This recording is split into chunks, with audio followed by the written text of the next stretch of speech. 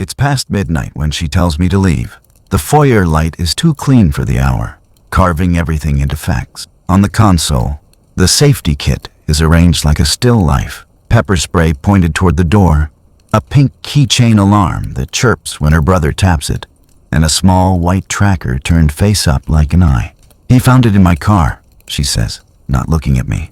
Under the passenger mat. You put it there. Her brother nods, solemn as if he's clocked in. We can't be too careful, he says, low in practice. A security guard delivering a verdict. He rests a hand on her shoulder and it reads as care. But the room feels like control. Stakes don't need speeches. In one sentence, I lose a house key, a marriage, and whatever my name was on this street. Protection versus performance. Concern versus choreography. I'm supposed to thank them for keeping her safe while they escort me out of my life. I lift the tracker, thumb finding the etched serial. The number lands next to a file on my phone. A receipt I pulled an hour ago, mapped to that exact ID. The one that doesn't point to me. She won't look. I can't do this, she says, voice steady because it has a script. Not after this. I didn't put it there, I say, because saying is a reflex, proof or not. He steps between us, cologne and certainty. Don't make this uglier, he tells me, then hands her the pepper spray like a prop. The keychain alarm settles into her palm. It photographs well. I fill a box with 3 shirts, 2 pairs of jeans, a toothbrush, and the charger she says I can take. He narrates boundaries like a podcast. No contact, no surprises, no more access. Somewhere a neighbor's light flicks on. Reputation moves faster than luggage. At the door, I hold up my phone. The subject line glows. The serial tied to a purchase he made last month. A shipping address that isn't ours, unopened. She turns her face away. The night swallows the porch light. I step onto the sidewalk with a single box and one unread proof that could change the scene. If I didn't plant it, who did? And why? Before the foyer and the safety kit, there was a life that worked. Mornings where a second mug poured without asking. The dog pressing his weight against our shins. A slow renovation plan taped to the fridge. Paint in the back bedroom. Shelves over the washer. A weekend for the garden when the frost stopped threatening. We knew each other's shorthand. She liked her coffee hot enough to scald. I rinsed the mugs before loading them because she hated the ring. Ordinary is its own kind of heaven. We lived there. Her brother lived nearby, and in their family, closer means louder. When their dad left, he stepped into a role no one assigned, but everyone let him keep. Protector. He fixed her phone screen in high school when it spiderwebbed. He showed up with a jack and a tire iron in the rain and refused to let roadside assistance win. He accompanied her to pick up a used car, just to make sure they don't upsell you. The ledger of kind acts was long. Gratitude is a leash you can't see until you try to move. He never knocked like a guest. He announced himself. Safety check. A key already in the lock. A grin that said, "Aren't you lucky I'm vigilant?" At first, I chalked it up to their rhythms. Some families are porous. He'd test the window latches, jiggle the back door, peer up at the smoke detector, and pronounce it expired. He was handy and sometimes right. Then the creepy ex re-entered the story. A man who'd driven by her work once and left a letter with too much memory in it. Her brother's eyes sharpened. "We need to tighten privacy," he said. And the word we did a lot of work. He started doing audits like he was IT and we were a department under review. He reset her social passwords to something stronger, then texted me lists I'd never asked for. FYI new router password. Changed your Wi-Fi name. Old one was too guessable. Added 2-factor. Codes will come to me while you're at work. Easier. The rationale was plausible. The route was through him. He had a spare key, of course. First for emergencies, then for deliveries, then for, "I saw your light was on." He kept the garage code, "in case you lose your phone." He offered to set up our new router because he said, "ISPs cut corners if you don't force their hand." I came home to a renamed network and a post-it on the fridge. "New admin login. Text me if you need changes." The admin password didn't come to me. It lived in his head. When she lost her Apple ID once, he was at the door in 10 minutes. With a plan. "We'll put everything under my manager," he said, and set her up with a password app I didn't recognize. I suggested I could transfer the credentials back later. He laughed, not unkind. "Let's not complicate it," he said, hand on her shoulder. "You don't need to manage this stuff." He cast it as care. It felt like custody. Calendar access became safety, too.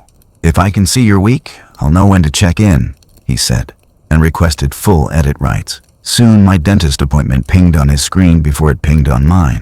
He insisted on location sharing after the letter from the ex, just until this blows over. It didn't blow over. It calcified. On any given Tuesday, he knew where she was. On any given Thursday, he apologized for creeping with a winky face. The apology was performance. The access was permanent. I told myself the story she told herself. He's protective, not controlling. "He loves me," she said of him, in the way brothers do when dads go quiet. And I loved her, so I learned to hold my tongue around the ways his presence thinned our walls. I offered a compromise. Let me set up a guest network. Let me move the admin to a shared email. Let me add my phone as a backup for two-factor so you aren't dependent on one person. He countered with experience I couldn't prove he had. "I do this for work," he said. "You wouldn't get the layers." The audits grew bolder. He'd step into our bedroom without asking, because windows are where people hide cameras. He'd run an app across her phone that he swore could detect stalkerware. He'd open drawers and narrate what he was doing as if the explanation sanitized the act. He talked about attack surfaces and threat models like he was teaching a seminar. I felt rude for minding. That's the subtlest trick, making boundaries feel like ingratitude. The first time he found something, it was raining. He arrived with an umbrella and a bag of bagels and pivoted from breakfast to investigative theater without a breath. "What's this?" he asked, crouched near the living room lamp, holding up a smart plug like it was a bone in the backyard. He turned it over in his hand, eyes wide with wounded surprise. "You know these can log when she's home and when she's not?" he said to me, soft enough that concern sounded like accusation. "Did you install this?" I blinked at it. I had ordered smart plugs months ago for the tree lights at Christmas. These didn't look like those. He said the brand under his breath, made a face, and looked at my wife. "We should be careful," he told her, "especially with everything." Everything meant the ex. Everything meant me. It landed like a seed on soil already tilled by fear. She turned to me, the question on her face an ache I still remember. "Did you?" she asked, not because she believed I would, but because someone had asked her to ask. I said no. He sighed, generous, and offered a compromise that kept him in the middle. "Let me take it," he said. "I'll have a friend check if it talks to anything weird." He dropped it into his bag, like he was disarming something. At the curb, when he went to his truck to grab the bagels he'd forgotten, I followed to help. The passenger door was open, rain tapping a rhythm on the dash, a receipt curled in the cup holder, ink still sharp. Hardware store, yesterday's date. The same brand as the plug, 2 units, cash. The price matched the shelf tag I'd seen in December when I'd bought ours. I stared a second too long. He saw me see it and smiled without showing teeth. "You know how I stock up on this stuff," he said, and closed the door on the evidence and the weather. Reassurance versus intrusion. Family comfort versus marital privacy. It all looked the same until you checked the serial numbers. That was the first time he found a problem in our home. It was also the first time I realized the receipt in his truck belonged to the gadget he swore I'd installed. The accusations didn't arrive one by one. They came as a kit, like the safety one on our console, except this one was built out of narrative. He didn't say maybe, he said found. First, the bedroom. He hauled a step stool upstairs like a medic, unscrewed the smoke detector with the stage whisper of a man defusing a bomb, and palmed a black puck that didn't match anything in our house. "Camera," he said, holding it up to the light so the lens, if that's what it was, would catch and glint for effect. "Hidden in your room." He tapped a small port on the side. "Charges here. Streams to an app. People buy these to watch." I looked at the base in his hand. Our alarms are hardwired, installed by the electrician the week we moved in. Green LED, white ring, the model number stamped like a birth certificate. The one he'd found was standalone. No wires, no matching faceplate. Different brand, different story. He had answers ready. "Landlords sometimes swap them," he said. "Installers cut corners." He glanced at me with the kind of pity that doubles as indictment. "Or husbands get curious." Then, the car. "Tracker," he announced. A white coin he'd pulled from under the trunk liner. Except later, when adrenaline owned the script, it became under the passenger mat. Details shifted the way stories do when they're being told for effect, not accuracy. He laid it on the table like a tooth. His case file had exhibits.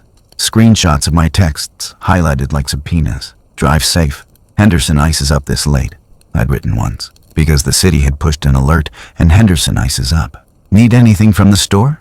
I'd asked, because she was late leaving yoga and I was already out. Heading home early? I'd texted on a day she left work at noon with a migraine. She told me at breakfast she felt one building. He stacked those messages into a pattern and called it monitoring. He knows where you are, he told her, as if concern were a GPS. He texts right when you move. That's coincidence until it's not. Why it stuck had less to do with the objects and more to do with the sediment they landed on. Her history made Velcro out of this. Years ago, an ex had left a letter on her windshield that cataloged her week like a diary. She had kept it as proof to herself that she hadn't imagined the fear. Since then, certain words could pull the floorboards, followed, watched, tracked. He knew this because he'd been the one to stand between her and that memory.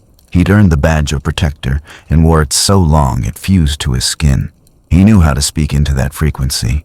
He narrated me with clinical terms he plucked from a podcast. Pattern of control, escalation, privacy boundary.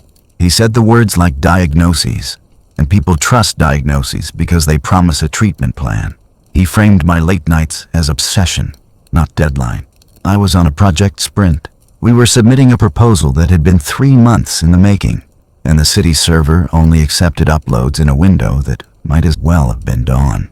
He told her I was spiraling, awake all hours, sitting in the car down the block to see if you come home. He didn't need proof. He had timing. He discovered the bedroom camera the week after I asked for the router admin to move off his email. He found the tracker the day after I suggested we change the garage code and give keys only to people who lived here. Vigilance versus paranoia is often just a matter of who controls the vocabulary. He controlled the vocabulary. The group chat did the rest. Safety talk is social currency. People spend it freely. Screenshots flew. The photo of the puck, the black device in his hand. My texts cut from their threads and pasted like clipped letters. The chorus warmed up. Trust your gut. Cameras and smoke detectors are a thing. Look, links arrived like confetti. If he's defensive, that's your answer. One friend pushed a listicle. 15 signs you're being surveilled by a partner. And numbers 3, 7, and 11 were generic enough to fit anyone who had ever asked. ETA. I tried verification. I called the electrician who'd installed our alarms. He sent over the model list with serials and a note. All units hardwired. No wireless modules. Inspected. Signed off. I cross-checked the camera against an online manual. The brand he waved around only connected through a registration process tied to a specific email. The one registered to that device wasn't mine. Timestamps told a coherent story. The tracker had gone live the same afternoon he took her car for a tire pressure check. The account attached to it had a recovery email that wasn't either of ours. The metadata didn't shout. It just sat there. Correct. I showed her the logs, purchase dates, device IDs, registration flows. I can't do this, she said. And I realized she didn't mean this as in data.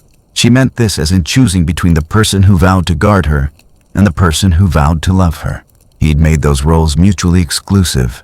He arranged a reveal, as if reality needed lighting. My buddy from work does sweeps, he said. We'll show you in real time. His buddy arrived with a plastic wand and an app that beeped at everything with a battery. They played it like a magic trick. Beep near the detector, beep near the car, beep near my laptop. Never mind that they'd beeping at electricity, not intent. In the kitchen afterward, he tapped the tracker with his fingernail. This is what happens when you ignore red flags, he told her, in a voice that was meant to sound sad. I placed my phone on the counter. The email I had queued bore the tracker's serial in the subject line and the order confirmation attached. The buyer's initials matched his. The shipping address matched his apartment. Open it, I said. The model in our ceiling doesn't match what he held. The timestamps, just look. She folded her arms around herself and shook her head. I can't, she said again. But this time there was anger in it. Not at me, not at him, but at the choice itself. Trauma hates nuance. It wants villains and rescuers, not auditing. He stepped into the silence the way he always does. It's not on her to be your tech support, he told me, tone so reasonable it nearly slid past my ribs. You've crossed lines. You need to go. Vigilance had tipped into paranoia and then been packaged as protection. Rumor had outrun verification and been given the key. The stakes leapt the way they do when people think there's danger in the room. Her friends offered guest rooms, numbers, advice. Her mother texted, "Proud of you for standing up for yourself." The group chat watched the read receipts like a scoreboard. The reveal ended not with proof, but with a verdict delivered in the doorway. She pointed to the hall. "Get out," she said, voice steady because someone had practiced that line with her. The email stayed unopened on the screen. Serial number bright, timestamps lined up, the device registration pointing somewhere that wasn't me. I picked up a box and the charger she said I could take. If I didn't plant it, who did? And why would he need me to look like the man she feared? By morning, the house had a new face. The deadbolt turned with a different throat-clearing sound. New cylinder, new key. The garage keypad blinked a code I didn't know. The smart lock app I'd installed months ago showed, "Owner removed your access." A system message did the talking. She wouldn't, for your safety. My calls went to voicemail, then to silence. A text landed from an unknown number that identified itself after the second bubble. "For everyone's well-being, communicate through me." Her brother had promoted himself to gatekeeper. He offered a time for a supervised pickup, as if I were a delivery that might leak. Friends reached out in the first hour with the easy sympathy of people who still believed in equilibrium. "Are you okay?" She said there was a situation. Then they pulled back, one by one, citing neutrality like it was noble. "We don't want to pick sides. We love you both." The group thread that used to trade dog photos turned into a railroad crossing. All bars, no train. Invitations ghosted. A cookout we were supposed to host became a rain check on a clear sky day. Inside our life versus being cast out is a risk. The difference is the key. The safety story mutated. What he had sold as protection became my supposed pattern. He circulated screenshots, cropped maps with blue dots he called pings, a scatter of timestamps that anyone with a commute could replicate. "Notice how he's always near her route," he wrote over the images like a true crime narrator. The dots were my office, the grocery, the highway you take if you live here. When you want to draw a line, any 2 points will do. He attached a how-to article, DIY hidden cameras for under $100, and claimed he'd found it in my reading list. The link was real. The context wasn't. I'd saved a different article months ago about detecting trackers after a news story. In his mouth, research became rehearsal. He screenshotted a folder on my desktop labeled Home and implied it was a surveillance plan. It held paint swatches and the shelf layout we'd argued about for the laundry room. Rumor hates nouns. It prefers vibes. At work, it skimmed the surface like algae. A coworker stopped by my desk and closed the door halfway. "Everything cool?" he asked with the tone people use when they've already been briefed. "Just hearing. Stuff." He pretended to adjust a calendar invite while he waited for me to confess. I told him I was sleeping at a friend's for a bit, finishing the proposal, staying focused. He nodded, relief and curiosity wrestling. By lunch, HR sent an email with quick check-in in the subject line and the non-committal warmth of liability. "We're here if you need resources," it read. "We want everyone to feel safe." The word everyone did a lot of work. Stakes shifted from theory to logistics. Where I slept, a friend's couch for 2 nights, then a motel with a carpet the color of resignation. Whether I could retrieve my files, my desktop with project drafts lived in our home office, behind a lock that now considered me a stranger. Whether HR would spook. It takes one whisper to move you from asset to risk. I answered emails late and well, submitted clean drafts, and over-communicated just enough that my competence could drown out anything with fewer nouns. Supervised pickup day arrived with weather that didn't match the mood. Her brother set the terms by text. 20 minutes, foyer only, no electronics unless they've been scanned. He added a smiley face as if that softened the frisk. I arrived on time with an empty duffel and a list. Medication, passport, laptop, external drive. The door opened 3 inches. He stood there with a clipboard he didn't need and a tone he'd practiced. "We've decided the computer stays," he said, as if we were a committee. "We'll review what's ours and what's yours." "That's my property," I said, and my voice learned how to be steady while my hands remembered we'd once held keys here. "We'll make a copy of your work stuff," he offered, benevolent. "You can't be too careful." He meant, "You can't be too careful. when you're trying to keep a story intact. She appeared in the hallway, hair tied up in a knot that used to mean Sunday chores. "Let him take his basics," she said without meeting my eyes. Basics were defined quickly downward. 2 pairs of jeans, 3 shirts, a DOP kit. The external drive, backup of years, client work, photos, was reclassified as review later. He dropped it into a tote labeled with masking tape. Hold. I took what I could and left a copy of my list on the console with the safety kit, which now looked like stage dressing. He snapped a photo of the paper like it was evidence of compliance. The door shut. The deadbolt learned my absence by heart. The rumor gathered features like a face. He told her friends he'd seen location history, proving I'd followed her. He posted a PSA in a neighborhood group about digital abuse, with bullet points that echoed the article he'd thrown at me. He cited anonymous sources who recognized patterns. 2 of those sources texted me privately to say that they didn't want to be involved, but felt obligated to support a survivor. The word survivor went down like ice. HR called, not emailed. "We've had a couple of concerning notes come our way," the woman said. "Careful. Nothing formal. We just want to make sure there isn't a risk that bleeds into the workplace." Bleeds is another word that does a lot of work. I told her I was sleeping well enough, that I was meeting deadlines, that no protective orders existed, that my focus was intact. She thanked me like you'd thank a man who hadn't dropped anything yet. I tried explaining to one friend who'd offered his couch and then rescinded when his wife read the group chat. I laid out the mismatched smoke detector, the tracker found the day after I asked for the garage code to change, the receipt I'd seen in his truck. The friend rubbed the back of his neck and said, "It's not that I don't believe you. It's that I can't be in the middle. In the middle is where everyone imagines the danger lives. So they step to the sides and leave you standing without a floor." By day 3, I understood the choreography. I'd been cast out not because I was dangerous, but because danger had been narrated and then staged. Inside our life, I was a partner. Outside it, I was a risk management problem. Talking into that script was like preaching to a fire alarm. It only made noise. So I stopped arguing. I started documenting. The motel desk lamp threw a mean light, but it was steady. I laid out what I had on the bedspread, like a field kit. The texts were as dates slipped, from under the trunk liner to under the passenger mat. The hardware store receipt I'd memorized in his truck. The electrician's invoice with our smoke detector model numbers. The screenshots of the smart lock app updating without me. I opened a new notebook and wrote headings in ink. Devices, accounts, access, rumors, proof. I began with the tracker. I still had the photo I'd snapped of its underside when he laid it on our console like a trophy. Serial number, etched clean. I ran it through the manufacturer's lookup and saved the results. Activation date, first ping. Registered email domain. I recorded my screen while I did it. Cursor visible, clock in the corner.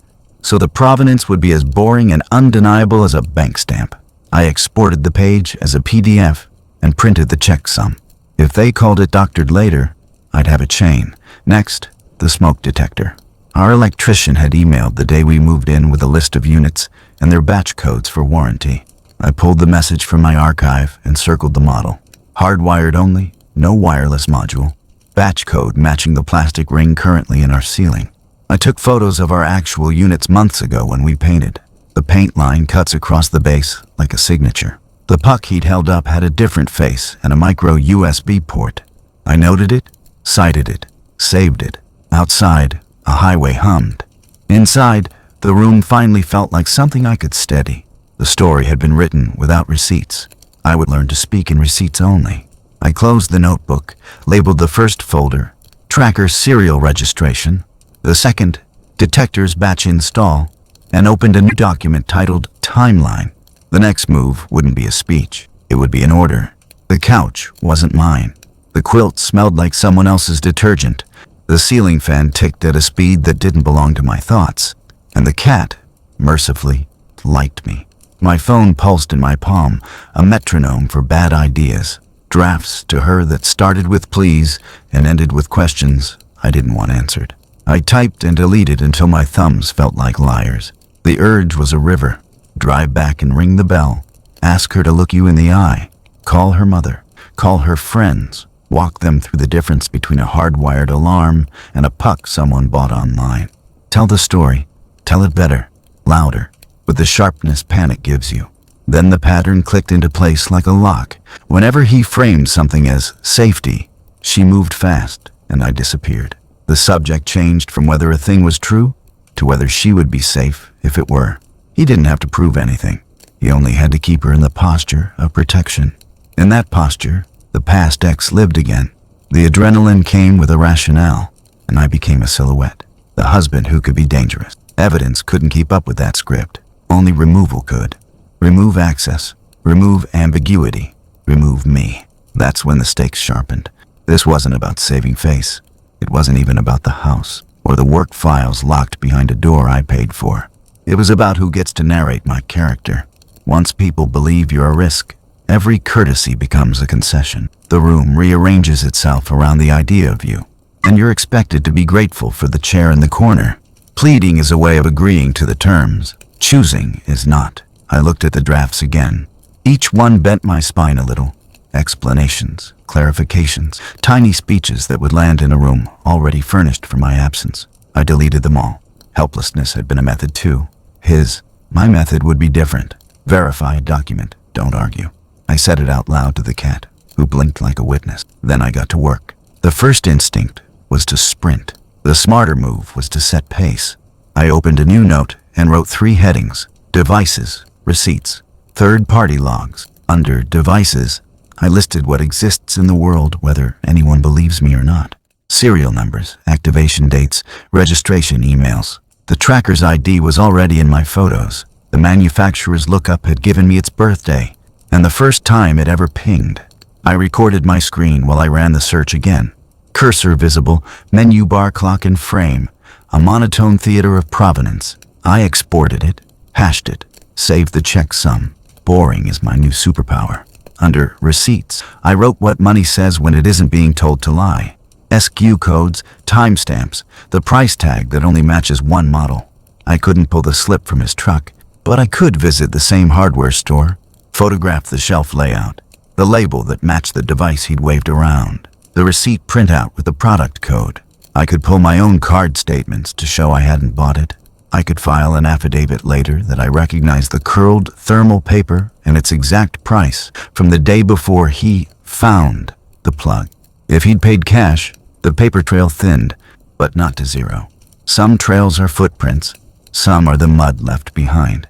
Under third-party logs, I wrote the things neither of us controlled. Electrician install certificates for our detectors, the email he'd sent with model numbers and batch codes, the router admin history that showed changes from an IP that wasn't mine, my office badge logs and code commits with timestamps that overlapped the hours he said I was waiting down the block, toll transponder hits, garage entries, parking receipts, my car's service records showing she wasn't the only one whose trunk liner had been lifted lately. He'd taken her car in the same afternoon the tracker first chirped online. I added subheads for things that would need consent I did have. Neighbors with doorbell cameras pointed near our driveway. The coffee shop's digital receipt archive for the morning he claimed I'd shadowed her. The yoga studio check-in times he'd woven into a story. Not because I wanted to track her, but because reality leaves a residue. I would collect it. I made a new email, new cloud drive, new folders labeled the way courts like 001_tracker, 002_ smoke detectors, 003_ router, 004_ badge logs, 005_ toll. I set up two-factor that lived on my devices, not his. I wrote down every action I took in a notebook with dates and times, chain of custody, but for a life. Then I wrote a list of calls that weren't pleas. An attorney consult, morning. The electrician, ask for the PDF with the install sign-off again, this time with his license number. The tracker manufacturer, request the policy letter that explains how registration works and how devices are transferred. HR, proactive check-in, not defensive. To note that nothing is pending, no orders exist, and my work output is uninterrupted. The neighbor, ask if they'd share clips from last week's Tuesday morning because we had a delivery snafu. Don't say who, don't say why yet. Every so often, The urge to aim my voice like a flare came back. He's lying. He's staging. He's using her fear as a steering wheel. The problem with flares is they tell everyone where you are and burn out fast. Method burns slow and lights the room evenly. This was rock bottom, but it wasn't hollow. It had edges I could push off from. Inside our life, I had been a partner. Outside it, I would become a record. I closed the empty message thread with her and opened the empty timeline instead. On the left, I wrote dates. On the right, I left space for receipts, device IDs, store receipts, third-party logs, no adjectives, verify, document, don't argue. I drew the first line on the page and felt the floor return under my feet. I collected receipts without fanfare. No speeches, no threats, just timestamps, serials, and other people's systems telling the story he'd been narrating for me. First, the devices. During the supervised pickup, I kept my eyes on the foyer and my camera on the ceiling. Our hall smoke detector, same line used throughout the house, has its model, batch code, and manufacturing date stamped into the plastic ring. I snapped photos from below, then took a short video panning to the inspection sticker the electrician left on the panel by the coat closet. I saved both with the phone's live time visible in frame. Later, at the motel desk, I opened the manufacturer's manual and matched codes. Hardwired only model, no wireless radio. Batch dated the month before we moved in. The puck camera, he waved around, couldn't have replaced it without leaving screw scars and a faceplate change we never had. The tracker was simpler. He'd laid it on our console like a trophy. I had the photo I took then, underside up. The partial serial was etched into the shell, enough to identify the lot. On the manufacturer's site, a public lookup gave activation date and first ping. I recorded my screen while I ran it, menu bar clock and cursor visible, then exported the page to PDF and hashed the file. Activation timestamp. The same afternoon he took her car to check the tire pressure. First ping, our driveway, 6 minutes after his text. All good now. Next, my own telemetry. I requested my location history from the service I actually use. Maps keeps a quiet diary if you let it. The export held dots, routes, and arrival times for the nights I'd been accused of waiting down the block. Those nights, I was in my office, then home, then at a co-worker's kitchen table debating a budget line. Places with Wi-Fi SSIDs that matched my device's connection logs. I pulled my carrier records too. Called detail and message logs with timestamps, not tower locations, just the mundane ledger of when my phone was doing what. The calls overlapped the hours I was supposedly idling outside the gym.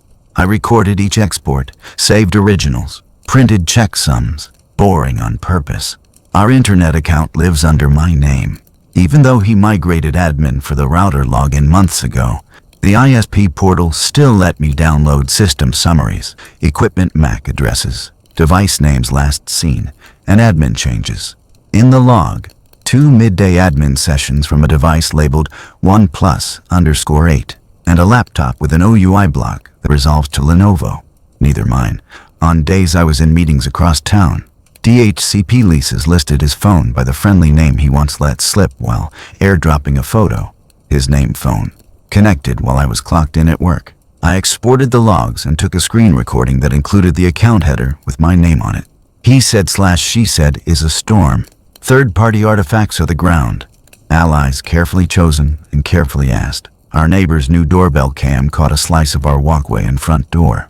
I didn't ask for their opinions. I asked if they'd be willing to check 2 dates and share clips if anything moved between noon and 2. Neutrality has better manners when you respect it. They sent 2 short videos, each time stamped. Him at 12:41 p.m. with his tote, key already in hand. Him at 1:09 p.m., leaving with the same tote, heavier. My car wasn't at the curb in either clip. They also kept the originals, at my request, in case someone official asks later. At her gym, I didn't ask for her check-ins. I asked the desk to confirm class blocks on 3 dates because I got something mixed up with our calendar. The attendant read me the schedule. Tuesday flows end at 8:15 p.m. Thursday circuit wraps by 7:45 p.m. Sunday yoga lets out at 10 a.m. Those are the same minutes he'd highlighted my texts as suspiciously timed. Drive safe at 8:12. Need anything from the store at 7:46. Coffee after your class at 10:01. Coincidence looks like conspiracy when you crop everything else out. I logged the call time and first name of the staffer, then saved screenshots of the published class calendar, archived with the Wayback timestamp for the week in question. Procedure over reactivity became the rule. I wrote down everything I did as I did it. Date, time, source, action.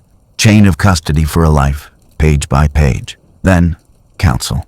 A quick consult bought me structure. The attorney didn't tell me what to feel.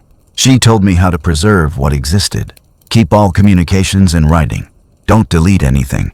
Screenshots are for convenience. Exports are for evidence. Record screens when opening any metadata or logs. Make the clock visible. Back up to a drive not tied to any shared accounts. Send preservation requests. She called them spoliation letters to third parties who might have relevant data. The tracker company, the retailer, the ISP, the neighbor. A polite email noting the clips and asking them not to delete. The gym, for their publicly posted schedule archive, not her attendance records. If there's a security system, pull emailed alerts and weekly summaries. Those live outside any app access someone can revoke. Describe, don't editorialize, she said. We'll argue later, if we need to. I walked out with a template for a timeline. 2 columns, dates on the left, artifacts on the right, hyperlinks to originals, and footnotes that say who owns which system. Also, 3 letters on her letterhead queued up to send. To the tracker manufacturer, the electronics retailer, and the ISP, each asking that logs associated with a specific serial, transaction ID, or account be preserved pending potential legal action. The electronics retailer wrote back first, boilerplate and polite. They couldn't disclose purchaser identity without process, but had flagged a transaction for preservation based on the tracker's serial and lot. The internal note they included, redactions heavy, still showed enough, store number, time of sale, and a line I kept reading. Loyalty ID, 4427. I didn't need the name. Months ago, he'd texted me, use my Build Right Pro number if you ever need supplies, get you 10%, with a screenshot of the barcode and the last 4 digits visible, 4427. I'd used it once for paint rollers and thanked him. That number was now an echo on a sale flagged for a tracker he found in our car. The ISP preservation confirmation landed next. They acknowledged admin logins from devices labeled in the system at 12:40 p.m. and 1:03 p.m. on the day the tracker first pinged. The neighbors' clips were 12:41 and 1:09. My calendar, exported from my work account, showed a budgeting meeting from noon to 2, with 5 attendees and a conference room reservation. My phone's location history traced a route to the office, not our street. Patterns have a way of looking inevitable once they appear. Purchases, entries into the house when I wasn't home, admin sessions that lined up with both, and a membership number, 4427, that surfaced on the retailer's preserved sale and in the screenshot he'd once sent me to be helpful. He had taught everyone to fear a story. The artifacts were teaching me a different one. I didn't argue. I arranged. Allegations are air. Artifacts have weight. I put the pieces in order until the rumor ran out of room. Start with the tracker. The serial etched on the shell, half worn, still legible, matched a lookup on the manufacturer's site. I recorded my screen while I ran it. Clock visible, cursor in frame. Exported the result and hashed the file. Activation timestamp. Wednesday, 10:22 a.m. First ping, 1:12 p.m. Our driveway. Corporate compliance at the big box where these devices live answered my preservation letter with a redacted confirmation. Same serial, same lot, same morning. They couldn't give me a name without process, but they did include store number, register ID, and loyalty ID. 4427. I didn't need the rest. Months back, he'd texted me, use my pro discount if you need supplies, with a barcode that ended in 4427. I used it once for rollers. Now it was an echo. Payment method. Card ending in 0974. I recognized it because he'd flashed the last 4 in a just paid Zelle me text after a group dinner. The store's note and his old text lined up like teeth on a zipper. In the same preserved transaction, a camera disguised as a smoke detector, SQ and model listed, same card suffix, Same loyalty number. Timestamp 10:22 a.m. The identical basket.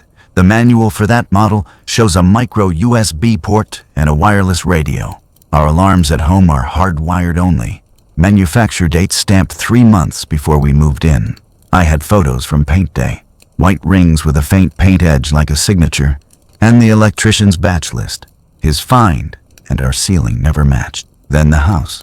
Our neighbor's doorbell camera, angled just enough to catch the walkway, sent 2 clips I asked them to hold. Wednesday, 12:41 p.m. Him unlocking our door with a key and walking in with a black duffel. 1:09 p.m. Same duffel, heavier, leaving. She was at work. Calendar blocks, and an email she forwarded me months earlier confirming a 10-3 training that day. I wasn't in town. My toll transponder logged the freeway 2 counties over at 9:03 a.m. My badge swipe opened a client office at 9:28 and again at 11:54. My phone location history stitched a boring road line between those dots, and a diner receipt at 6:42 p.m. on the way back. Inside our network, the logs told their version. At 12:48 p.m., our router assigned a new client a DHCP lease. Host name, Echo Guest, Mac OY. The manufacturer fingerprint, resolved not to Amazon, but to a Shenzhen camera vendor you only learn about when you Google what you wish you didn't need to. 5 minutes later, an admin login from a device labeled OnePlus_8, not mine. And then a session from a Lenovo, also not mine. At 1:03 p.m., the router's client list showed Echo Guest online. At 1:09 p.m., he stepped off our porch with the duffel. At 1:12 p.m., the tracker first pinged alive from our driveway. Allegations versus artifacts. Fear narrative versus time-stamped reality. I printed the camera SKU from the store's note and the router's client list side by side. The model number in the purchase preview matched the Mac OUI on the Echo Guest that appeared on our network minutes after he arrived. The neighbor's clips were the bookends. The tracker's registration was the last soft light. Support wouldn't hand me the owner, and I didn't ask them to. I asked for their policy letter and any user-facing confirmation screens tied to that serial. They sent a generic, device-registered sample with fields blurred and a live confirmation for my serial with the owner string masked. jax@icloud.com. Jax is what his friends call him. I recorded the screen while that mask appeared and saved the reply headers as well. It wasn't the full email. It was enough. Domain, nickname, format, consistent with his. For anyone keeping score, the tracker serial lined up with the purchase tied to his loyalty number and his card suffix. The same receipt included the smoke detector camera. His key opened our door on the day both devices were activated/installed. Our router saw a spoofed device name connect that maps to that exact class of camera. An admin session happened from his phone brand while I was 2 counties away. The tracker checked in for the first time as he left. I didn't underline any of it. I placed it in a sequence even a nervous room could follow. 9:28 a.m. My badge unlocks a client office. Exported access log. 10:22 a.m. Big box sale flagged for preservation. Tracker smoke cam, loyalty ID, 4427. Card, 0974. Store compliance email, redacted. 12:41 p.m. Neighbor cam. Him entering with duffel. Video stills, originals preserved with neighbor. 12:48 p.m. Router DHCP lease. New client Echo Guest. Mac OUI camera vendor. Screen recording of ISP portal. 12:53 p.m. router admin login. OnePlus_8. Then Lenovo. Not my devices. Admin history export. 1:03 p.m. Echo Guest online. Client list snapshot. 1:09 p.m. neighbor cam. Him leaving. Duffel heavier. Video stills. 1:12 p.m. Tracker first ping. Our driveway. Manufacturer lookup recorded. 3:07 p.m. Her training calendar invite still in session. Email header with server time. All day my phone location log and carrier records overlap office, client, diner. Exports check sums. The coincidental texts he'd held up as proof I was tracking her fit the public schedule I'd pulled from her gym. Drive safe at 8:12 p.m. when classes ended at 8:15. Posted hours archived that week. Coffee after your class at 10:01 a.m. when Sunday yoga empties into the parking lot. A coincidence is a conspiracy if you crop everything else out. I added one more page for context, not color. Her gym confirmed class blocks by phone. The electrician's install list matched every unit in our ceiling. The ISP confirmed the timestamps came from their system clock, not mine. Each artifact sat with its own source, not my opinion. I didn't send the binder anywhere yet. I built a clean table of contents, printed 2 copies, and clipped each section with a tab. Tracker purchase, tracker activation, camera purchase, rotor client/logins, neighbor entries, exits, work badge transponder, scheduled gym training. I slid a flash drive into a paper sleeve taped inside the cover. Originals lived on a drive not synced to any cloud he touched. By the time I finished, the story had flipped. It was no longer about whether I was the man they were afraid of. It was about whether their performance could survive a ledger. Allegations had met artifacts and gone quiet. With a timeline complete, I ironed a shirt I could breathe in, set the folder by the door, and scheduled a calm, controlled reveal. No arguments, just pages. Her mother's house is staged for comfort. Candles, coasters, a bowl of lemons that have never seen a knife. I come with a binder and a simple plan. I'm not asking for trust. I'm offering verification. He opens with outrage. You don't get to show up and harass my family. She starts in defense, arms crossed over a nervous heart. We just want to be safe. I slide the binder to the center of the table and flip to the first tab. Tracker purchase. A printed email from the big box retailer's compliance team. Redacted but legible where it needs to be. Serial matches the unit you found. Store number, register ID, timestamp 10:22 a.m. Loyalty ID, 4427. Card, 0974. Next page. A screenshot of his text from months ago offering his pro discount. Barcode ending in 4427. He tries the first dodge. Anyone could have used my number. I tap the card suffix. Then they also borrowed your wallet. Second tab. Camera purchase. Same receipt. Same 10:22 a.m. Same loyalty number and card. SKU. Smoke detector camera. Model listed. Beside it, our electrician's install sheet. Hardwired only alarms. Batch codes. License number. And a photo from paint day. Our ceiling ring with a faint paint line like a signature. The thing you waved around doesn't match anything installed in my house. Landlords swap these sometimes, he says. Her mother blinks. They own, she says softly, to no one. Third tab, neighbor entries, exits. 2 stills from the doorbell across the street. Originals preserved with the neighbor. 12:41 p.m. You unlock our door and walk in with a black duffel. 1:09 p.m. You leave with the same duffel, heavier. She leans forward despite herself. I was at the training, she says. I nod. You were. Your calendar invite is in the next tab. Fourth tab. Router client/logins. A screen recording printout from our ISP portal. 12:48 p.m. New client joins our network. Host name. Echo guest. Mac OUI resolves to a Shenzhen camera vendor. 12:53 p.m. Admin logins from devices labeled OnePlus_8 and Lenovo. Those aren't mine. I place a small legend in the margin. OnePlus is his phone brand. He scoffs. You hacked me. I don't bite. This is the ISP's clock. You can call them. Fifth tab. Tracker activation. Manufacturer lookup captured on video. Clock visible. Activation. 10:22 a.m. First ping. 1:12 p.m. Our driveway. The stills are neat. Enter 12:41. New device 12:48. Admin 12:53. Exit 1:09. First ping 1:12. She whispers, "That's the day you took my car for the tires." He stares at the paper like it might blink first. Sixth tab. Registration. The company wouldn't hand me a name. They don't need to. They sent a confirmation view with the owner string masked. JaxClayCloud.com. Jax is what his friends call him. He tries on indignant. Jax is a common nickname. I flip to the page where his own Instagram bio reads, Jax, last name, next to a photo of him at that same big box store in a branded apron. I don't add color.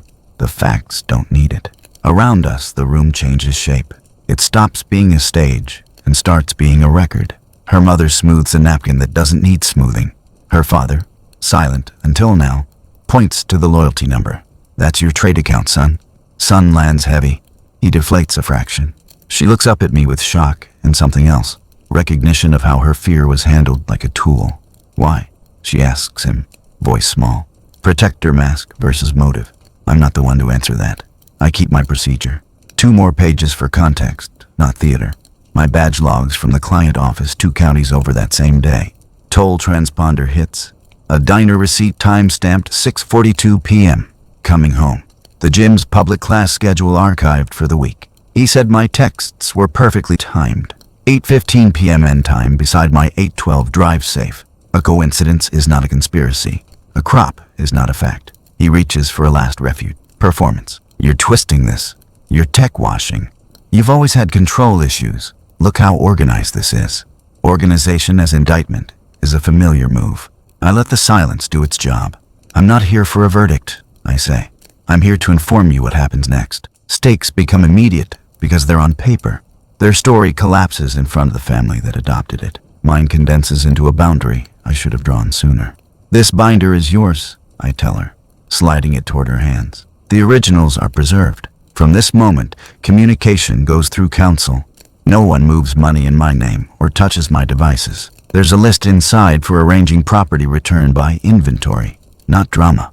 Her mother reaches for optics. Think of the community. I shake my head. Communities survive truth. They don't survive this. I take out a manila envelope and place it beside the lemons. These are signed divorce papers, I say, even. Peaceful, final. I'm not arguing with lies anymore. I'm not living inside a story I didn't write. She flinches like a bell. I didn't know. She says to the table more than to me. I believed him. I nod once. You believed fear. He dressed it well. He starts to speak. Something about intent, about the ex, about doing what a good brother does. The words disintegrate against the timeline. Accountability doesn't need adjectives. I stand, collect my keys, and leave the binder open to the page that matters most. The day, the duffel, the devices, the first ping. Performance has run out of acts. Verification has the room.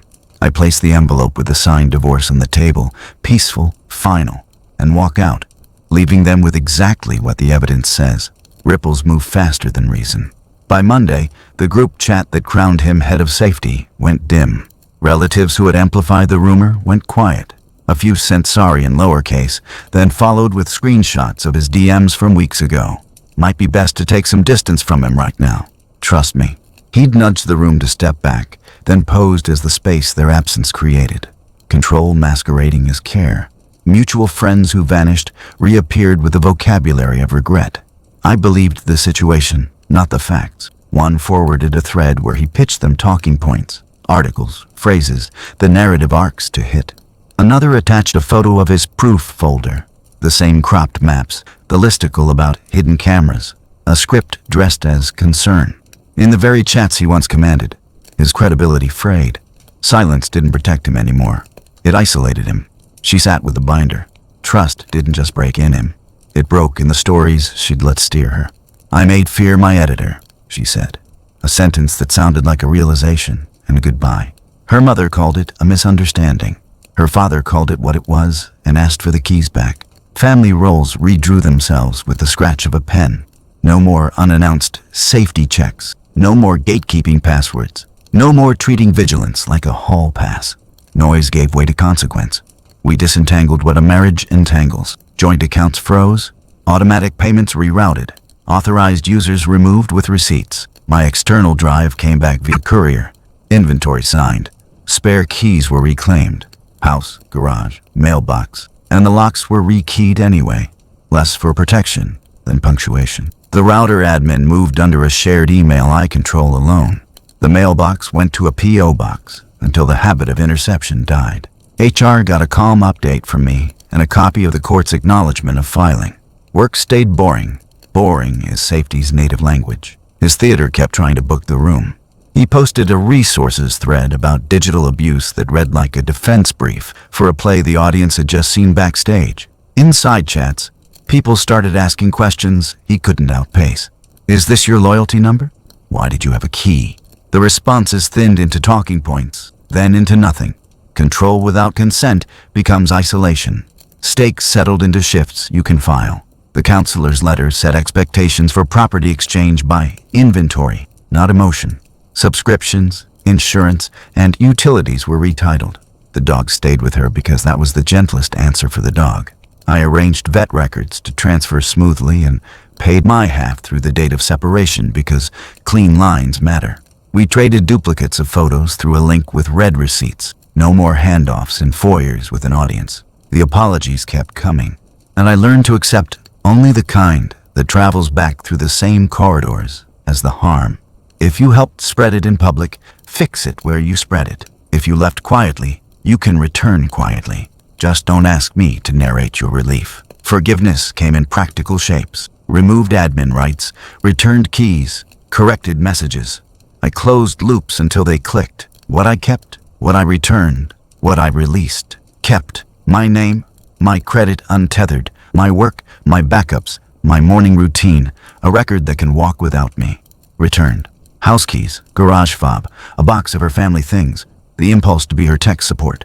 Released the stage, the reflex to argue with lies, the rooms that require performance to be counted as care. The binder did more than clear me. It revealed the price of their story. Now, I protect the only narrative I control, the one about my future. Next comes the boundary that won't blink for anyone's safety theater. Here's the line I won't let blur again. No relationship survives if fear gets to decide the facts. If you choose a story over evidence, you choose life without me. I chose quiet over combat. No midnight debates, no performances to win back rooms. I let the logs speak and moved forward. What I do now, verify before I react. Who benefits? What the artifacts say? Where the data lives? Keep everything in writing. Summaries after calls, timestamps visible, exports over screenshots. Own my access. Keys reclaimed, admin consolidated, two-factor tied to my devices only. Separate systems and money. Distinct accounts, audit trails, no shared passwords, no emergency gatekeepers. Document, then decide. Timelines first, conversations later, if at all. Peace arrived as routine. The mailbox is uneventful. Work is steady. Sleep came back without bargaining. Past entanglement traded for present autonomy. Borrowed certainty replaced by earned clarity. I kept my name, my credit untethered, my work, and a small circle that asks for receipts instead of rumors. I returned what wasn't mine and released the stage that demanded I argue with lies to be allowed whiny in the room. If someone brings you safety theater, ask for the playbill. Serials, dates, provenance. Protect yourself by process, not volume. That was the lesson I should have learned sooner. What would you have done if your spouse chose her brother's story over your receipts? Where did you learn to stop negotiating with falsehoods? Comment update if you want the follow-up. The exact templates I used, preservation letters, timelines, resources for spotting triangulation early, and a checklist for securing your digital and domestic boundaries.